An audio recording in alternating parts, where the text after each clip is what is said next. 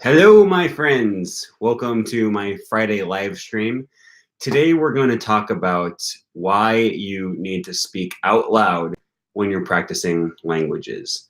And this is something that I've talked about a good deal in the past, but was kind of thinking about it over the course of the week, letting these ideas bounce around in my head a little bit. And I realized that there's just some more stuff that we need to say about the subject. Now, in sort of keeping with my live stream from last week when I talked about, or my video that I posted earlier this week talking about language learning community, I'm hoping to get a few more viewers on this video. Hello, Cheshire Cat. Thanks for joining. I'm hoping to get some good discussion on here, people commenting, people giving me their feedback, their ideas, their questions. So I might wait just a little bit here before I really get into the meat of this video, see if a few more people join and if we can get some real good discussion and dialogue going on here. But anyways, as I said, we're talking about why you need to speak out loud when you're learning languages. And I find that this is just absolutely essential if you are trying to improve your accent in the language that you're speaking. Excuse me. Just a short story of something that happens to me when I was at school a few semesters ago. We have this French club at my university, and the leader, the director of the club is a native speaker of French. Hello, Joe. Hello, please clap. Thanks for joining. Please clap. Asked Steve Kaufman about it if he reads out loud, and he said, no, it's the same as reading in your head. I don't agree. Yeah, Steve Kaufman is a great guy. He's really smart, and he knows a lot about languages. He has a lot of experience, but I don't agree with that either. I believe it's absolutely essential to read out loud. So it may be a bit presumptuous to disagree with Steve Kaufman on any subject related to language learning, but I'm going to. I have to oppose that. I think it's really important to read out loud unless you're learning a language like Sanskrit or Latin or something that you don't actually ever intend to speak. You just want to be able to read ancient texts or something like that. In that case, it's a little different. But generally speaking, I believe, it is my personal opinion, that speaking out loud is very important. Voller Silas says, hello, Pingdom, how are you? I like Link so much, learning with phrases. Yeah, Link is good. Link is one of the, probably one of the programs that we're going to talk about in this video. Anyways, back to my story. French club at University of Wisconsin-Milwaukee. I'm going to this French club every week, and I started going to this club actually, I think, even before or right around this time that I first started taking French classes. Okay, so I'd done a lot of self-practice before starting to take classes, and I kind of placed into a more upper level advanced class. And so we go to this French club, me and a few of my classmates that are in linguistics classes with me, and he divides us into basically two groups. He gives one French teacher or one French TA, the group of the more beginner, and then I get placed into the more advanced group. And the best compliment anyone has ever paid me as far as language learning is, we're conversing in French, and he's teaching us some French grammatical things and stuff. And I'm in this group with 4 or 5 of the more advanced French students. And this French teacher, he's a TA who is a native speaker of French. He's from France. He points to me out of all the people in our group, and he says, you could pass as French. And then he points to the rest of them. He goes, you guys couldn't. You need to work on your accent. And I couldn't believe he said that, because, I was actually pretty new to French classes. And he was probably exaggerating a little bit. Like, I don't think I could. Well, now I definitely couldn't pass as French, because I have taken on more of a Quebecois accent because I go there so often. But even back then, I think he was probably exaggerating, because he was being very kind to me. But he pointed me out, singled me out in relation to the whole rest of the class. And I chalk that up entirely to the amount of time that I spent practicing out loud, mainly in the car with Pimsleur CDs, but also in relation to repeating after my Duolingo exercises, repeating after memorize flashcards and stuff like that, speaking out loud as much as I can, and trying to emulate the sounds that the speakers create. So we got a few more comments here. I believe you got to be active even if you're just listening. You got to make it an active thing. It's more efficient. Right. Yeah. Listening is great, and I support listening. Like, you need to learn how to listen to languages and how to interpret it and comprehend them in your head. But you got to move your muscles. Okay. I relate this to the analogy that I always use is, if you want to learn how to swim and you read a book on swimming and then you go and jump into the deep end, you're going to die, right? Like, reading that book did not prepare you for swimming in the deep end of the swimming pool. You need to practice. You got to move your muscles, right? It takes muscle memory. That's one of the big things that I talk about when I always talk about speaking out loud, right? You need to learn that muscle memory. You can't just read the book. You can't just get the head knowledge. It ain't gonna cut it. Luca B says, when you read in your head, you use subvocalization. Yeah, you can do that. I've read some books on speed reading where you try to cut out that subvocalization. I don't know. I don't have a strong opinion on that. Please Clap says, do you like the sound of Quebec French more than French from France? Yeah, I do. Hey, Caleb Brown, the language learner. Thanks for joining us. So, all right, we got a good few viewers here now. I guess I'm going to kind of jump into the main meat of this. If you do have questions, I'm going to try to keep this video mainly related to speaking out loud and language learning. If you have other questions that are not related to that, I'll take more questions after the main portion of the video.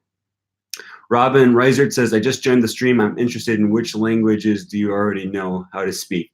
Yeah, I'll take questions like that at the end of the video. Remind me about that when the stream is done. Saturn says, hey buddy, great topic. I agree that speaking out loud is really beneficial because it enforces your speech muscles to coordinate in certain ways so that the output speech sounds like near native. That's exactly what we're talking about. I'm glad you brought that up. That's what I'm talking about with muscle memory. You got to learn that muscle memory. It's like learning guitar. If any of you guys have ever learned guitar or ukulele or violin or something like that, when you first go to start putting your hands on the right chord positions, you have to like kind of move your fingers and place them on the right strings, because you don't realize how difficult it is to get that fine motor movement in your hands and get them at just the right place. But after a while, you keep going back and forth between chords. You play every chord 1,000 times, and you don't even need to think about it anymore. You don't need to look. Your fingers just know where to go because your fingers have developed that muscle memory. Yeah, piano, Joe, that piano also, same thing. You know, you're doing your scales. You got to remember how to put your thumb underneath your other finger in order to keep going up the scale, and then you put your middle finger over your thumb to go back. You know, piano isn't a real instrument. Oh, okay, that's another debate we can have. Anyways, let's get into this. So I chalk up a lot of my success to developing better accents. I don't want to say, you know, I definitely think my French TA was exaggerating when he said I could pass as French, because I have an accent just like everyone else. And I know this is a really contentious thing. People are going to tear me up for saying this, but you just can't learn to speak like a native speaker. You can't. If that's your goal, you will fail. You can learn to speak really good, and you can learn to speak close to what a native speaker sounds like. But you will never learn to speak like a native speaker. And I'm going to put my foot down on that. I don't care how much pushback I get.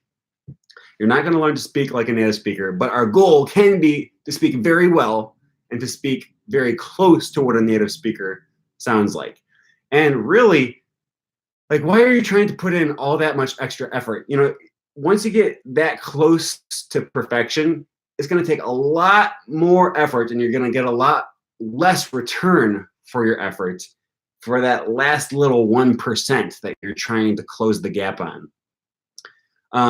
So a more optimal solution, maybe not optimal, but a more efficient solution is to try to get your language just past the point where people can understand everything that you're saying. Because as long as you're being understood, I don't care that much if I have a native lake accent. Okay, my goal is not to trick people into thinking that I'm a native speaker. Just looking at a few comments here. All right. Yeah, you're not going to trick people into thinking you're a native speaker, but you can get good enough that people will understand everything that you're saying. And for me, that's the goal. Once I get to that level, I'm satisfied, I'm content. Maybe I'll still try to keep pushing my accent better and better. But I'm going to start putting my effort and my time and my energy into other areas that still need improvement, not so much the accent. So this includes, so when I talk about speaking out loud in order to improve your accent, what I'm talking about is mainly repeating after native speakers and trying to sound exactly like them. So there's all kinds of different ways you can do this. You can listen to Pimsleur CDs, which I highly recommend, or I think, what's the other one? Glossica? I've never used that, but I've heard good things about it. So, you know, by all means, I always recommend people trying out new programs. But Pimsleur is the one that I'm familiar with. You have a native speaker, it's a CD or an MP3 or something. You have a native speaker speak in your target language, and then they pause, and they give you the opportunity to speak after them, okay? There's Duolingo, which I have mixed feelings about Duolingo. I think it's good for some things and kind of falls flat after a certain point. But one good thing about Duolingo, at least in some of their courses, like I know the Esperanto courses has actual native speakers recorded speaking the phrases. I think some of them are like computer generated phrases, so you might, you know, take that one with a grain of salt. But if you're using a Duolingo course that has native speakers reading the phrases, then, you know, the tendency for most people is just to read the phrase on the Duolingo thing and then type in little translation and then hit enter and move on to the next question. Don't do that. Okay, you're missing out on the opportunity to speak out loud. Duolingo has like a speech recognition software that like really sucks, and you can like basically cough into the microphone and it'll tell you great job. So I don't use there's little options in the settings to not do the speech recognition questions. I don't do those. I skip them. I do my speech practice on every question. Okay. So when there's a question that says translate this phrase, I speak those phrases out loud after the native speaker that's reading the phrase. Same thing with memorize. Okay. Memorize is great because if you use one of the more advanced, you know, anyone can submit a memorize course to memorize. But they have like more official ones or upper level, higher quality, more professional memorize courses where they have, you know, images and they have sound bites and stuff. If you're getting a memorize course that uses sound bites, then don't just listen to it and then, you know, click on the right answer. You listen to it and then repeat after them. Repeat after the native speaker who has done the recording, and then you click on the right answer, okay? Because if you just click on it right away, then you're skipping an opportunity to get that muscle memory practice in. Reading comments here. To start reading Spanish, I started reading El Alquimista. That was a good book. Actually, I also read that in Spanish, or I listened to the audiobook in Spanish. Repeating after native speakers equals the holy grail of language learning.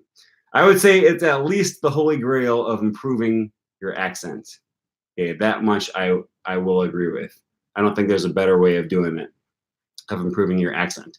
Okay, so there's other ways of doing this too. I talked about Pimsleur, Memrise, Duolingo. You can watch TV shows in your target language and then pause it after every time I've actually done this. I've gone through TV shows and I've paused it after everything that one of the characters says, and then I repeat it, trying to repeat exactly what they say and exactly how they say it as closely as possible. So I'm trying to repeat their intonation, their pitch. I'm trying to repeat their, all the little nuances in their voice. I'm trying to sound exactly like them because you never know which little things in their voice is actually going to be important.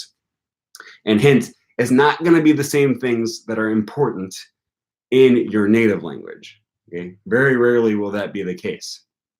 I've also if you guys watched me do my Italian live stream, I used these Linguistics cards, and you basically you scan this QR code, and then your phone will read off the pronunciation of the word to you in your target language by a native speaker, and I found that to be really useful. Let me find something in here. What's a good example of that? Like there's this really strange pronunciations in Italian of this here. GLI. It's been a few weeks since I actually used these cards when I was learning Italian. And I kind of basically forgot it. But that's okay. It was just like a one-day thing. I wanted to see how much I could learn in Italian. And I remember GLI. This was a really strange sound because it looks like glee, but it's more like lee or yee or something like that. Something really bizarre. It's a sound that we don't have in English. And if you just try to pronounce your Italian words as an English word, you're going to sound bizarre. Okay? People are not going to understand what you're saying if you say glee, or they might understand, but it's just going to sound off.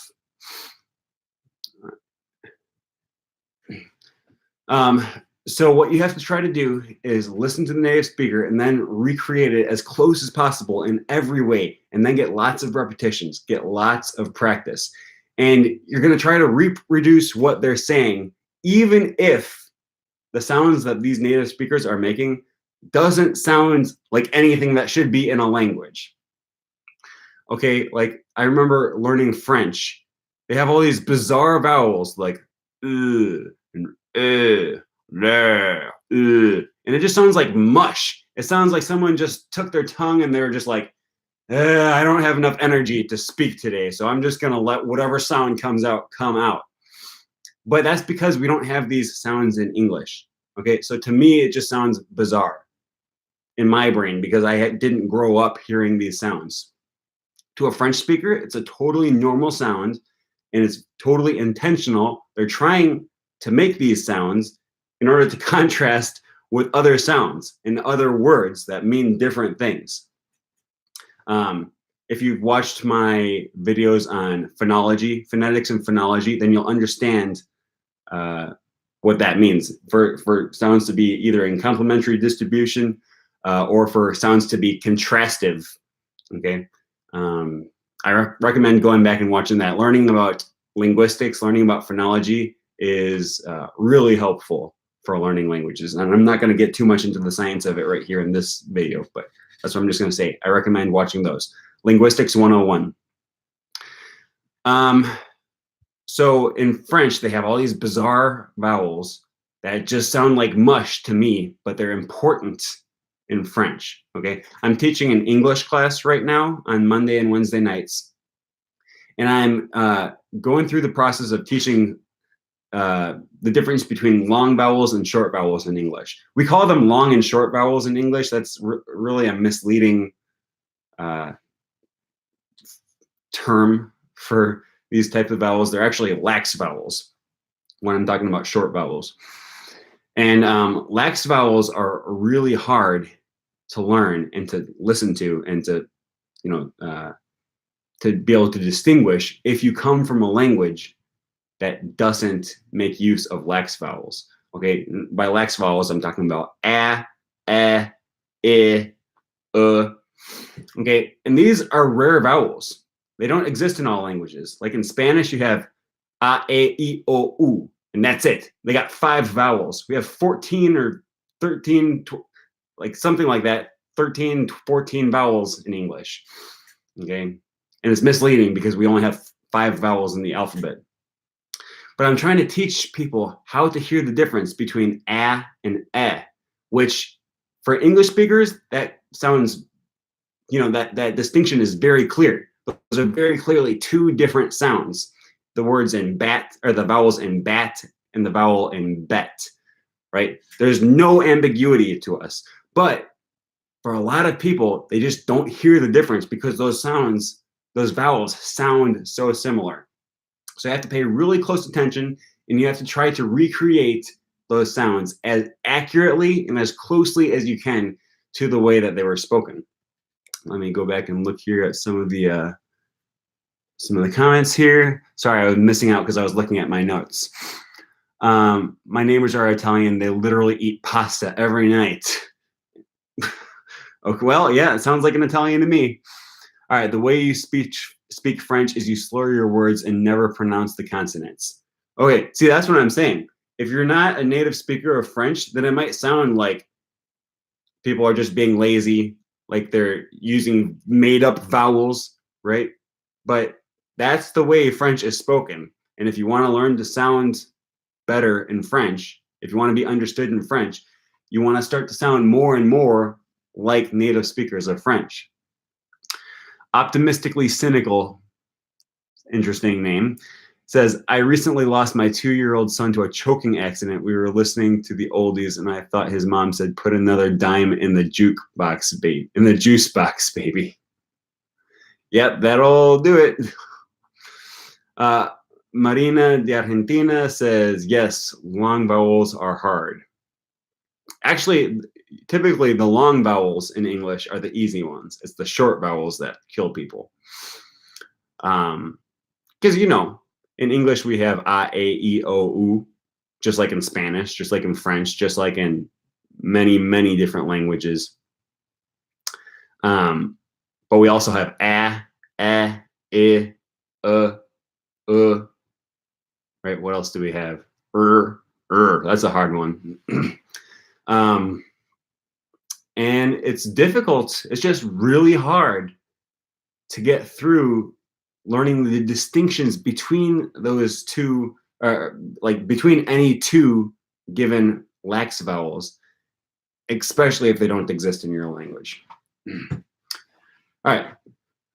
So another thing that I have spent a lot of time doing, like I'm almost embarrassed the amount of time that I spent doing this, is standing in the bathroom, preferably your own bathroom in your house. I have done this in public bathrooms before, but it's a lot better to do in your own public bathroom. And you look in the mirror and you open your mouth and you pronounce the vowels, or you pronounce the sounds that you're trying to recreate in your target language, and you look at what's going on in your mouth. And again, I have been practicing my phonetics and my vowel sounds, my foreign language vowel sounds in the mirror in public bathrooms as people walk in. And it's got to be an interesting experience. You walk into the bathroom and you see a guy looking in the mirror going, ah, right? I don't know. I don't care what people think about me that much, but if you're self-conscious, then you might want to limit that to your own private bathroom in your home, or if you have a mirror in your bedroom or whatever. But looking in the mirror is going to help you, not for every speech sound, because for a lot of them you have to close your mouth, like for a B or an M, you're not going to be able to see anything. But you can, ah is a really good one because you have to open your mouth up for that one, right? So you can see the difference between a oral ah and a nasal ah, and you're gonna see what's going on in your mouth when you go from ah to ah. It's that soft palate, your velum in the back of your throat is going to be going up and down as you go back and forth between those speech sounds, and you'll be able to see. It's cool to be able to observe what's going on in your own mouth as you speak, because these are not things that we normally think about. I literally want to do an English spelling reform. People have done that, and that's why British American and American English are spelled differently. Yeah, man, I tell you what, as an English teacher trying to teach people how to spell English, it's just stupid the way that we spell things. Maybe we'll talk about that a little bit more in towards the end of the video. So I'm taking singing lessons now. For those of you who watched a few weeks ago, I talked about how you're supposed to be able to become better at any skill in just 20 hours of practice if you're practicing correctly. And it's based on some pretty good science that if you put in 20 hours of practice in any skill, as long as you're practicing the right way and you're practicing efficiently, you should be able to make large amounts of progress in the first 20 hours. Okay, and so I kind of I did a live stream on that, and I was just talking about the progress that I'm making in singing. I started taking singing lessons with an actual instructor a few weeks ago, and he's trying to teach me about all these different ways of singing that are just really hard to describe what's going on in your body in order to produce different sounds. He's talking about head voice, he's talking about chest voice, he's talking about singing with a dark tone or a light tone or like a bright tone. He's talking about forward voice placement and back placement. And I was like, what does all this stuff mean? What does it mean to sing forward? Or what does it mean to sing dark, right? Dark that's a visual adjective, right? It's not an auditory adjective, as far as I'm aware. But he's talking about singing dark, singing bright. He also has talked about, he's like, try to sing as if the sound is not coming out of your mouth. Sing as if the sound is coming out of the top of your head. And they use these different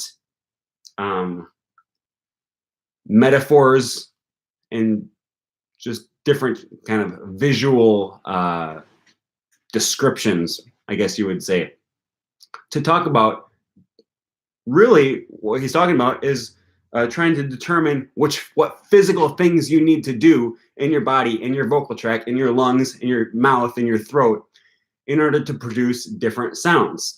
But it's really hard to explain any of that. You can't just teach someone what to do with their tongue or with the muscles in their throat, because those aren't things that you normally think about. Speaking is so natural to us. Singing comes so naturally that you don't even think about what muscles you're moving. It's not like teaching someone how to lift their arm, right? Or how to move their fingers. You have to come up with different ways of teaching this stuff. And what I've found is that really the only way to learn how to control different muscles that you're not used to controlling is to just play around with it, to just experiment with it. If you're trying to learn different vowels, you're just going to have to go until you start to find something that gets close. You don't have to do that exactly. That was a little bit of an exaggeration. But try playing around. My singing teacher tries to tell me to sing with bright tone. Then he gives me an example of what bright singing sounds like, and then I mess around. I try singing as close as possible to how he's singing to try to recreate that sound. And I don't know what muscles to move, but that's why I play around with it. I mess around. I try different things. I try different sounds until I start to get something that's a little bit closer to what he's producing. Right? You probably don't know how to pronounce R's in French if you're just starting out with French. And if you come from a language that doesn't have that sound. Because it's a really bizarre sound that we don't have in English. And it has nothing to do with the R sound that we have in English. In English, R's sound like R, and in French, they sound like R. Or sometimes a little more of a trill, depending on the accent. Right? And no one can teach you how to produce that sound. You got to play around with it. You got to play with the back of your throat. You got to move your tongue around, and you got to experiment until these sounds start to come out. Okay, and you have to do it out loud. You can't just think about producing that sound, and you can't just read about producing that sound. You know, you can go to Wikipedia and you can look up the name of the sound that you're trying to learn. You can go to Wikipedia and type in voiced velar fricative, okay? And then the IPA symbol is going to come up and it's going to give you a description of what to do with your tongue and what to do with your throat and your vocal cords. And it's going to tell you what to do, but you're not really in conscious control of those muscles. So you're not going to get it until you start practicing out loud. And that is, in essence, everything that I wanted to talk about in this video. Let me take a look at my notes here, see if I missed anything else. Oh yeah, music. I talked about Pimsleur, I talked about memorize, Duolingo, repeating after all these things. I talked about pausing TV shows and repeating after the characters. Music, songs may be one of the best ways of getting this practice out loud. First of all, because no one's going to judge you if you're singing along with a song, right? If you're standing in the mirror, looking in the mirror in your school bathroom going, ah, people are going to think you're crazy. Which, you know, maybe you want to start building up your confidence and not care what people think about you. That's cool. I support that. But if you are more self-confident, self-conscious, and if that fear of other people judging you is going to hinder you from practicing, then don't do that.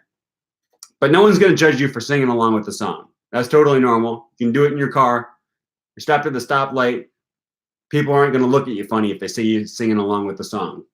And it gives you a lot of repetitions on the same words, the same phrases, the same speech sounds.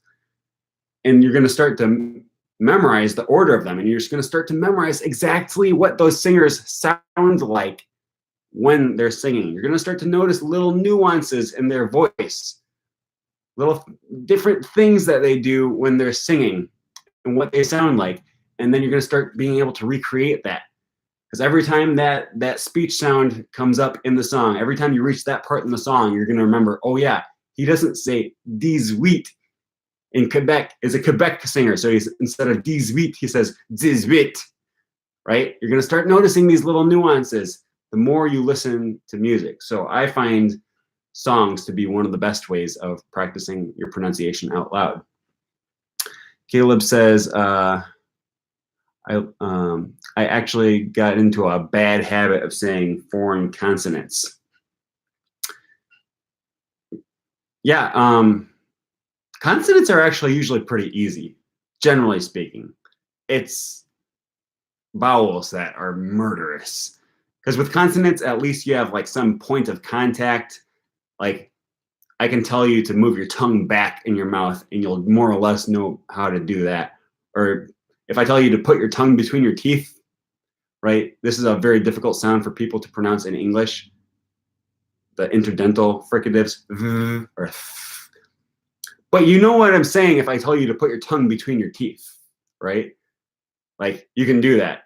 If I tell you to put your tongue into a forward closed lex position, you're going to be like, what the heck does that mean, right? So I find consonants to generally be easier. Anyways, that's it. That's my video for today. If I have any other questions come up within the next few seconds, I'll take those. Otherwise, it has been pretty good. I'm glad we got to talk about speaking out loud. Okay, Ismail Razuk says, hey, thank you for your live. It's rich of good information and advice. How can help us learn English? But I want your advice, how you get all the words. Talking about like vocabulary words or something. I like memorize. I'm a pretty big fan of memorize. Reading is really a big thing. Encountering new words in music I find to be really good because you get a lot of repetitions. Link is one of my favorite platforms for learning new vocabulary. You encounter them in context, which is good. The drawback to that is that you can't really plan out what words you're going to learn as you could in drops or in Memrise or something like that. So that's my advice there. Anyways, Mohammed El Masoudi says thanks, and thank you guys. Thanks for watching. Thanks for joining. Steve Kaufman never shuts up about LINQ. Yeah, well, you know, he's proud of his system, and he should be, because it's a great system. So anyways, I'll talk to you guys later. Thanks for joining. And Ismail Razouk says thanks. See you guys later.